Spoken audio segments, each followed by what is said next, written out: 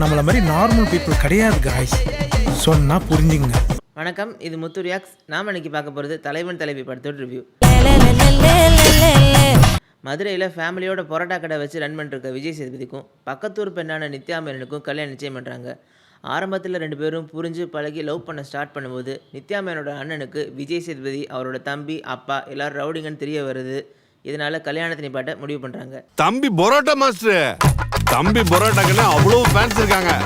ஹீரோவோட அம்மா ஜாதகம் பார்த்ததுல இந்த பொண்ணு உங்கள் வீட்டுக்கு மருமகளை வந்தால் மொத்த குடும்பத்தையும் பிரிச்சிருவான்னு ஜோசியக்காரன் சொன்னதுனால பயந்து போய் இவங்களும் கல்யாணத்தை நிப்பாட்ட முடிவு பண்ணுறாங்க. ஆனாலும் ரெண்டு வீட்டோட எதிர்ப்பை மீறி ரெண்டு பேரும் கல்யாணம் பண்ணிக்கிறாங்க. நம்ம அம்மா அப்பாவே இப்படி பார்த்துக்கலையான்னு அவங்களே நீ திட்ட அளவுக்கு கொஞ்சம் பார்த்துக்கலான்னு இருக்கேன். கல்யாணம் ஆகி லைஃப் நல்லபடியாக போயிட்டு இருக்க திடீர்னு மாமனார் மருமகளை கூப்பிட்டு கல்லாப்பட்டியில் உட்கார்மான்னு சொல்ல அன்னைக்குன்னு பார்த்து வழக்கத்துக்கு வர அதிகமாக கல்லா கட்டுது.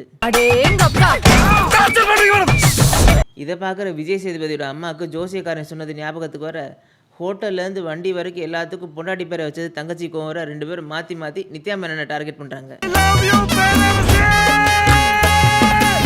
இது பார்த்தாதுன்னு நித்யா மேனோட அம்மாவும் ஏற்றி விட குடும்பத்துக்குள்ள ஒரு பெரிய சண்டையை வெடிக்குது. ஒரு நாள் சண்டைனா மறுநாள் சேர்ந்துட்டாங்க. இப்படி இருக்க நேரத்தில் இவங்க ரெண்டு பேத்துக்கும் ஒரு அழகான பெண் குழந்தையும் பிறக்குது. ஏன் சண்டை வருது, எதுக்கு சண்டை வருது தெரியல, சண்டை வருது நல்லா தான் போயிட்டு திடீர்னு போயிடும், சண்டை வந்துடும். இப்படி பிரிஞ்சு போகிறதும் சண்டை போட்டுக்கிட்டு சேர்றதுமா இருக்க நேரத்தில் விஜய் சேதுபதிக்கு வேறொரு கல்யாணம் பண்ணி வைக்க போகிறதா வர நியூஸை கேட்டு ரெண்டு குடும்பத்துக்கு இடையில பெரிய அடிதடி சண்டையை உருவாகுது. அது கடைசிக்கு டிவோர்ஸில் போய் முடியுது. ரெண்டு பேரும் சேர்ந்தாங்களா இல்லையாங்கிறது தான் படத்தோட மீதி கதை. என் பிள்ளை எதுக்குமே பயப்படவும் மாட்டான், பதட்டப்படவும் மாட்டான். இவளை என்னைக்கு கட்டினி அன்னைக்கே மூஞ்சில இருந்த கலையெல்லாம் போச்சு. இதற்கு தானே ஆசைப்பட்ட பாலகுமாரா படத்துக்கு அப்புறம் ஒரு ஃபுல் எனர்ஜெட்டிக்காக நடிச்சிருக்காரு விஜய் சேதுபதி. நித்யா மேனனை உருகி லவ் பண்ணுறதாகட்டும், மொட்டை மாடியில் மாமனார்கிட்ட மீன் குழம்பு பற்றி பேசுகிறதாகட்டும், கல்யாணத்துக்கு அப்புறம் பொண்டாட்டி கூட வர சண்டையில் அவங்கள சமாளிக்க முடியாமல் வாயில் துண்டை கட்டிக்கிட்டு சண்டை போகிறதாகட்டும், திருவண்ணாமலை கோயில் வாசலில் பிச்சை எடுக்கிறதுன்னு ஒரு நல்ல கம்பேக்கோட வந்திருக்காரு. ஆனால் அதை தக்க வைக்கிறதுல படுற பாடு இருக்கு அம்மா, எப்பா உயிரே போயிடுது. அவருக்கு கொஞ்சமும் சளைக்காமல் முழு ஈடுபாட்டோடு நடித்து கொடுத்துருக்காங்க நித்யா மேனன். இந்த டேஸ்ட்டுக்கு டபுள் எம்ஏ படித்தானே 10th ஃபெயில் ஆனான்னு சொல்கிறதாகட்டும், டே போடா அப்படின்னு புரிச்சு நம்ம விட்டுறதுலேருந்து நடிக்காதடா அப்படின்னு சொல்கிறது வர டைலாக் டெலிவரிலேருந்து பாடி லாங்குவேஜ் வர முழு மதுரக்காரியாகவே மாறி நடிச்சிருக்காங்க நித்யா மேனன். பெப்பர் தூக்கலாம் ஒரு ஆபாய்.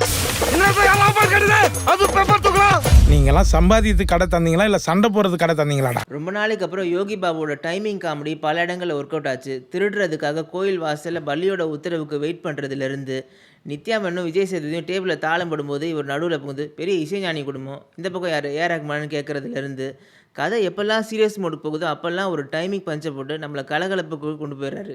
அப்படி என்னதாங்க பிரச்சனை?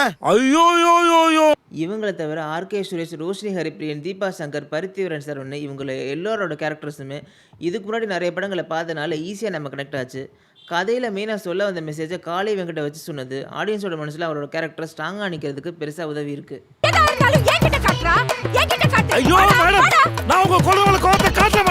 ஆர்ட் டைரக்டர் வீரசமர் விஜய் சேதுபதி வீடு, ஹோட்டல், அந்த செட்டே நமக்கு தத்ரூபமாக காட்டியிருக்காரு. ஒளிப்பதிவாளர் சுகுமார் தன்னோட கேமரா வழியாக மதுரைக்கே 2 மணி நேரம் போயிட்டு வந்த ஃபீலை கொடுத்தது மட்டும் இல்லாமல் நித்யா மேனன் பரோட்டா சாப்பிட்ற அழகை பார்க்கும்போது படம் பிடிச்சது அடுத்து எந்த ஸ்டாப்பிங்கில் பரோட்டா சாப்பிடுவோங்கிற ஒரு டெம்டிங்கை நமக்கு ஏற்படுத்தி விட்டார். அரசி எனக்கு பேரரசு தான் அத்தை. எடிட்டர் பிரதீப் ராகவ் படம் ஆரம்பித்து எண்டு வர முடிஞ்ச அளவு லேக் இல்லாமல் கொண்டு போயிருக்காரு. மியூசிக் டைரக்டர் சந்தோஷ் நாராயணன் பாட்டுக்கும் பிஜிஎம்க்கும் பெருசாக மெனக்கெடாதனால பொட்டல் மிட்டாய் சாங் மட்டும் தியேட்டர் மெட்டீரியல் ஆகி நல்லா வைப் பண்ண வச்சிருக்கு. படத்தோட காமெடி காட்சிகளும் நடிகர்களும் அவங்களோட தரமான நடிப்பும் ஹஸ்பண்ட் ஒய்ஃப் ரிலேஷன்ஷிப்பில் இருக்க ஒத்துமை எவ்வளோ முக்கியம் சொன்னதும் படத்தோட ப்ளஸ் பாயிண்டாக அமைஞ்சிருக்கு.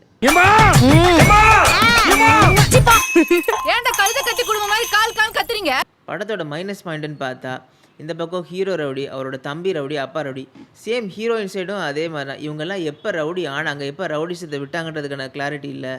ஸ்டார்டிங்கில் இந்த எண்டு வரைக்கும் மாமன் மச்சானுக்குள்ளே அப்படி என்ன பகங்கிறதையும் இவங்க கிளாரிட்டியாக சொல்லலை. மிச்சம் இருக்கிறது லேடிஸும் குழந்தைங்க தான்.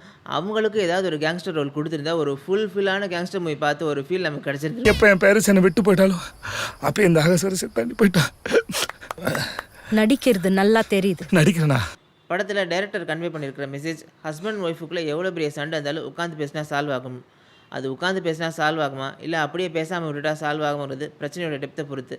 ரெண்டில் எது சரிங்கிறத படத்தை பார்த்துட்டு கமெண்ட்ஸில் வந்து சொல்லுங்கள். இதுக்கு என்னோட rating 3 out of 5.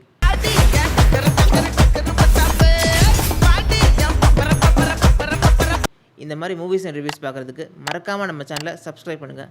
Until then, signing off. This is Muthukumar.